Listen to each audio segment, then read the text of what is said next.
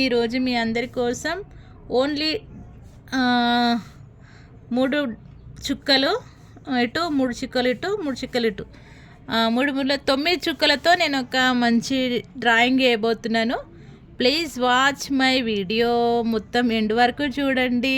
And మీకు ఎవరికైనా ఆ డ్రాయింగ్ ఇంట్రెస్ట్ ఉంటే కనుక రెగ్యులర్గా వాచ్ చేస్తూ ఉండండి. నాకు తెలిసినంత వరకు నేను మీకు మంచి మంచి కంటెంట్తో వీడియో చేస్తూ ఉంటాను. Thank you. వెంకటేశాయ.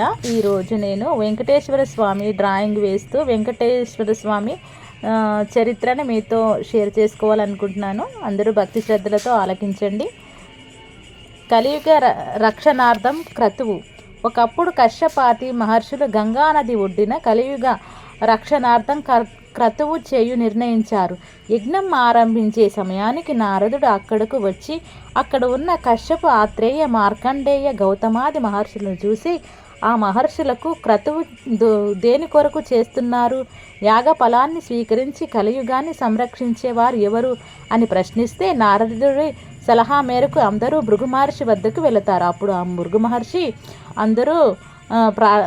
భృగు మహర్షిని అందరూ ప్రార్థించి కలియుగంలో త్రిమూర్తుల్లో ఎవరు దర్శన, ప్రార్థన, అర్చనలతో ప్రీతి చెంది భక్తుల కష్టాలను నిర్మూలించి సర్వ కోరికలు తీరుస్తారో పరీక్ష చేసి చెప్పమని కోరుతారు.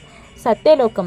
మహర్షులు కోరిన మేరకు భృగు యోగదండం కమండలం చేతబట్టి జపమాల వడిగా త్రిపుతూ సత్యలోకం ప్రవేశించి బ్రహ్మ సరస్వతి సమేతుడై సరస్వతి సంగీతాన్ని ఆలపిస్తుంటే చతుర్వేద ఘోష జరుగుతూ ఉంటే దాన్ని కూడా ఆలకిస్తూ సృష్టి జరుగుతూ ఉంటాడు.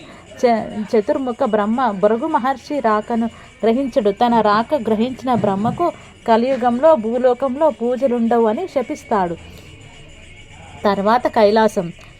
బ్రహ్మలోకం నుండి శివలోకం వెళుతూ భృగు మహర్షి శివపార్వతులతో ఆనంద తాండవం చేస్తూ పరవశిస్తున్నారు. వారు భృగు మహర్షి రాకను గ్రహించకపోవడంతో ఆగ్రహించి శివునికి కలియుగంలో భూలోకంలో లింగ రూపంలో మాత్రమే పూజలు జరుగుతాయని శపిస్తాడు.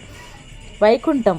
శివలోకం నుండి నారాయణ లోకం వెళ్తాడు భృగువు. ఇక్కడ నారాయణుడు ఆదిశేషు మీద చేయనించి ఉంటాడు. ఎన్నిసార్లు పిలిచినా పలకలేదని భృగువు లక్ష్మీ నివాసమైన నారాయణుని వామ వక్షస్థలాన్ని తన కాలితో తన్నుతాడు. అప్పుడు శ్రీ మహావిష్ణువు తన కల్పం నుండి క్రిందకు దిగి, ఓ మహర్షి, మీ రాకను గమనించలేదు, క్షమించండి.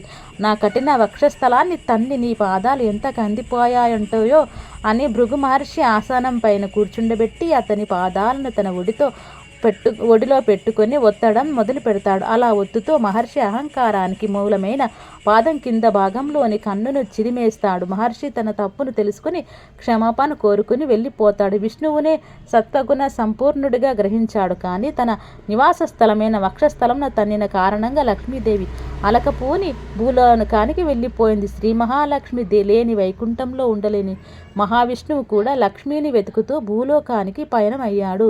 ఇది వెంకటేశ్వర స్వామి ఆవిర్భవించక ముందు జరిగినటువంటి సంఘటన.